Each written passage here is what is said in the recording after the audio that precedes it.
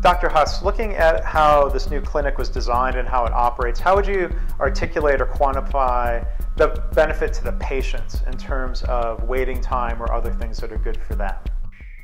We've just begun to get some data now. We've had impressions before that all those things were better. We're getting some data now about the care, the processes, the efficiency, patient satisfaction, the voice of the customer. You know, we've gotten some. We're just in the process of getting some very robust our voice of the customer data that I don't even have the final results on yet. I know that it's come in remarkably positive, though, just from the initial response to these were internet surveys and in-person interviews, Mercy Health System, because they've been so impressed with what we've done. They want to be sure that they're capturing what's really really good about this, and they want to put this model in place in all future construction and remodels. So they sent down a team to do voice of the customer, and this just been completed. So I don't have the results yet, but I know from the first 26 patients that completed the online survey, it was online and in person, the first 26, all 26 were remarkably positive. So I'll have some data soon about this, and I'll probably be presenting it hopefully at AMGA next year, some of this voice of the customer. In terms of the patient's wait times, that's one of the comments we get constantly. You know, that wait time is remarkably reduced because they just don't sit in the waiting room anymore. They're brought back in rooms. We have it designed for 3 rooms per provider who are in at any given day. Again, it's not Dr. Smith or Dr. Jones always and forever 3 rooms, but Dr. Smith or Dr. Jones have 3 rooms when they're in that day. And to make this workflow work, you probably need that. You can work out of 2, but it really works best if you work out of 3. Yes, you'd think with upstaffing, from the old traditional one-to-one nurse to doctor, that we would have increased our overhead costs, our personnel costs by going to a 2-to-1 ratio, but we lost a lot of people in the transition to the electronic record anyway. We used to have 3 biller coders in my office of 5 providers, and now there's like 3 or 4 in the entire building for those things that aren't done on the inside the electronic record, like nursing home visits, and we're not in an integrated hospital here, so hospital procedures and things. But otherwise, once you're finished with the encounter, a charge drops and you're done. So there's a lot of we changed people's jobs. We tried to retrain people. We sent some to become schedulers, etc., in the communication center. But overall, our staffing costs are down per physician or per provider FTE. So that's been a positive, and it's once again something that translates to money in the doctor's pocket since we're in a cost allocation model. So that's been a definite improvement. I'm trying to think. In terms of just almost every function in this building, every service in this building, we have hospital outpatient department functions such as a outpatient surgery center. We have full imaging. We have physical therapy. We have a pharmacy. We have full laboratory, a sleep lab. All of these have blown the doors off their pro formas. We're doing much better than expected in all of these, and it's being noticed down the line. So I think everybody's pretty pleased with it. Miguel, are there any other particular highlights about the process or the design that you would want to talk about? The design of the building is also back to lean, standardizing the points of service in the building or the points of care in the building, reduced costs and improved flexibility in the use of space. So it was quite wonderful to eliminate physician offices and go to physician lounges. It was rewarding to see that all providers could practice out of the same size examining room, set up and fit up almost identically. The concept was designed for the norm and manage the exception. And that was achieved quite well in the building. As a result, the building can flex in modalities, numbers of providers, numbers of patients very effectively. And that was a driver of the design, the early concept of design, that, if you will, the conditions of satisfaction of the client was to have extreme flexibility in the use of the space. Miguel, can you talk about the process for determining the right balance between what should be standardized, what needed to be customized for good reason versus just personal preference?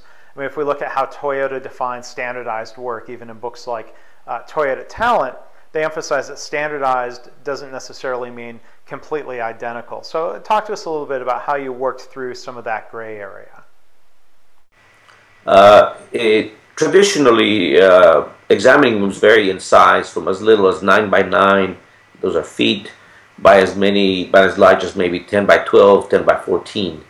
The cost of construction, healthcare construction in particular, requires us to look at what is the most efficient size of an examining room. Secondly, how can we maximize the utilization of that point of care of those 120 square feet. Yeah. So all rooms are right-handed examining rooms. We all went through a series of interviews and efforts. We discovered, and it's a norm in design, that all rooms should be right-handed. That's an example of an optimized standard in design. Or the casework. We interviewed a lot of people, we interviewed a lot of users, and we arrived at a configuration of cabinetry, including the sink and the storage units, that would meet 90% of the needs of all users. The system opted for computers on wheels, actually the smaller cards, versus a fixed mount computer, in order to accommodate all of the needs, as many of the needs, 90% of the needs of the providers. That left customization in the type of chair or examining table, the type of instrumentations you need in the room, the types of illumination you need in the room. And all of those could be housed within this 10 by 10 standard examining room. That would be an example of both. Okay.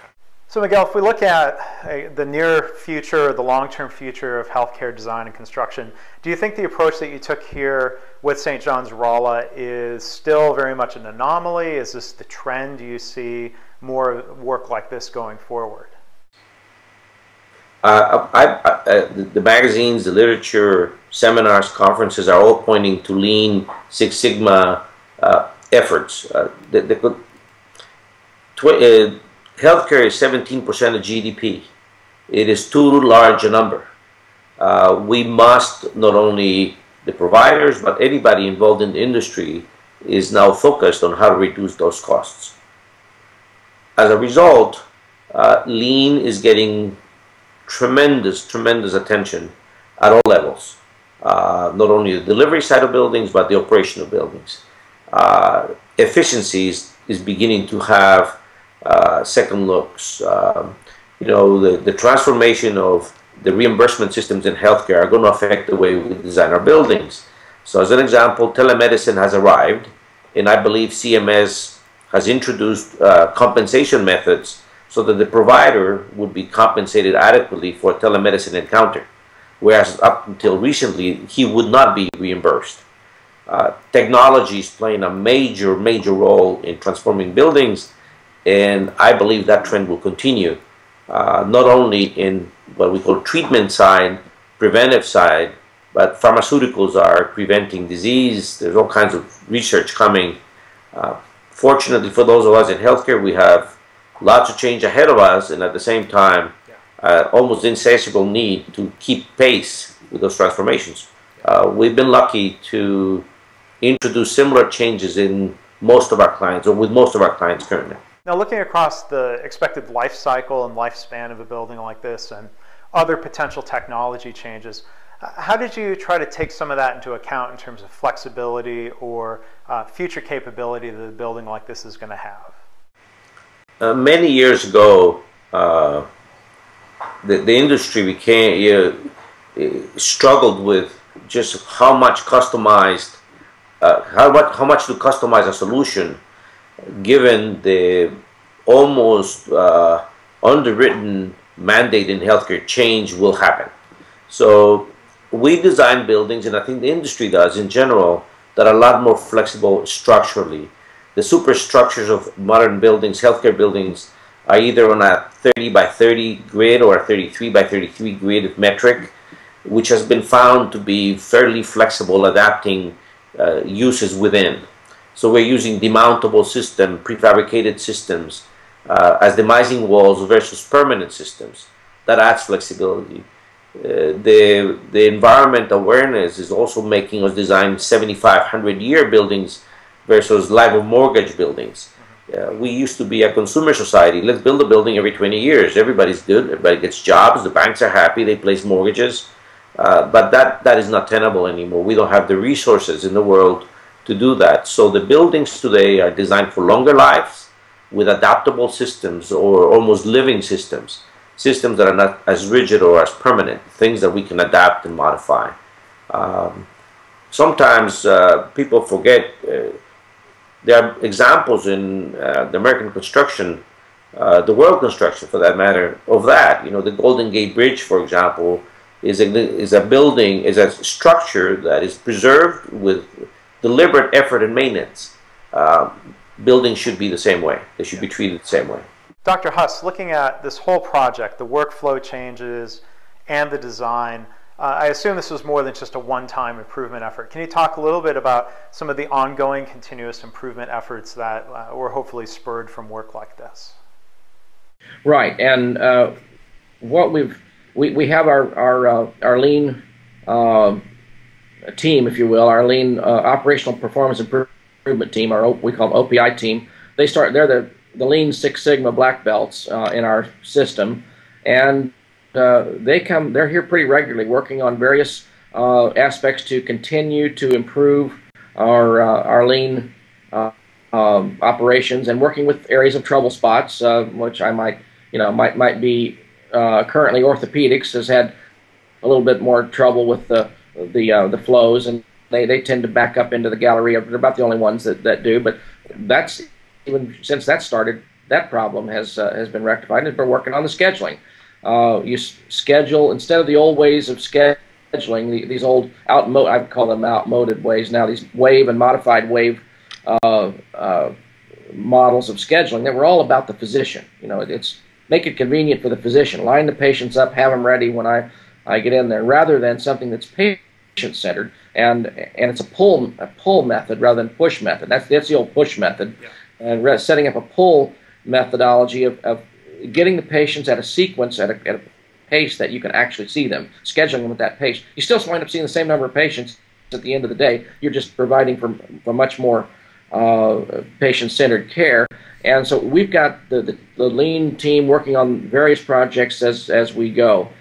What we're about to embark on, though, and this is, I think, the way a lot of systems and groups are doing lean. They're doing lean projects, and ours was comprehensive because we had to move into this new facility. We had to kind of do it all over our organization here. But, you know, like many other organizations, we have not embraced an overall lean culture as part of St. John's Health System or Mercy Health System yet. We're just about to embark on that, though. We're going to do more like what ThedaCare has done and a few of the others, where lean will be the process improvement tool, and we are going to develop a full-blown lean culture, not just in Rolla, but throughout all of St. John's. And that's one of the roles I have, is across our St. John's Clinic. I have the role for facilitating lean process improvement. So that's, again, we'll transition, I think, from doing lean projects to having a lean culture. Yeah. Also, I think we've got our coworkers now thinking in terms of how can we improve these processes further. And that's of course where you want to get to. Like we ran into some issues and problems with, you know, this whole call center concept. There was a completely new concept to us. We'd not done this before. We'd seen it run well out at University of Utah with theirs out there, and I just had to turn to my operations people and I said, is this something we can do? And they said yes. So I said, well then, we're going to do this. Now this is something I couldn't have put this up to a vote. This had to be an executive decision to do this communications center or the call center. It would not have passed a popular vote, and so there's some aspects of this you just have to say we're going to do this. It's the right thing to do. It makes all the sense. We've seen it work. We know it can work, and we will make it work. And that's kind of the approach we had to take with that one. We introduced it, and said kind of this is where we're going, and here's the advantages and all that sort of thing. But what we've seen now is when we ran into some initial problems in that communications center, and we formed a team of representatives from each business unit and led by one of our OPI Lean Six Sigma black belts, and they have been an ongoing operational improvement team, and they're fixing things just right after left, right one after another. They're doing process improvement continuously. Again, I don't know whether they're doing I don't think they're doing week-long Kaizen events, and I'm a little less dogmatic that you have to do it in this way. The whole point is to learn to recognize non-value-added work and waste, and learn ways to do it better. For instance, the team in my office said, we're running all around getting equipment for procedures. Getting the supplies, I should say, for procedures. Let's just put it all in one kit. Let's bring the care to the patient. That's our concept anyway. Yeah. So they assembled everything we need for procedures, and it's in one little canvas bag kit, and all little pockets and everything's organized right where you know where it is. It's all, you can find it all, and they keep it stocked every time it's used. They stock it back to the par levels. So all I've got to do, and I use a communication device. I use walkie-talkie with my team. Not everybody does, where some of us do that. But I've got to push to talk microphone on my shirt or tie or whatever, if I'm wearing a tie. And I just said, bring me the procedure kit in room 14 or whatever. And so then everything you need is right there. It's brought in there. There's no more hunting around in different cabinets for different things. And they've done that with several other kits too, and just said the other day, we're still looking around for things for injections. Let's make an injection kit. Yeah.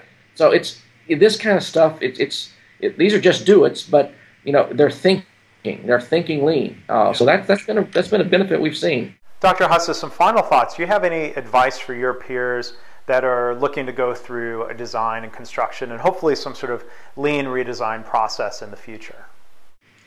Well, look at the patient experience. Look at it through the eyes of the patient. Involve the patient. Ask the patients what your customer. They're your customers, but we also have other customers too, which are our providers. They're our co-workers. I mean, we still have to remember that we've got to make things not just work for one, but work for all. So, but first and foremost, we're about patient care. So talk to the customers, talk to the patients, and ask them, how would you do it? How would you want it done in your ideal world? And if you look at it from the eyes of the patient and value their time, value their experience, some of these answers kind of come naturally.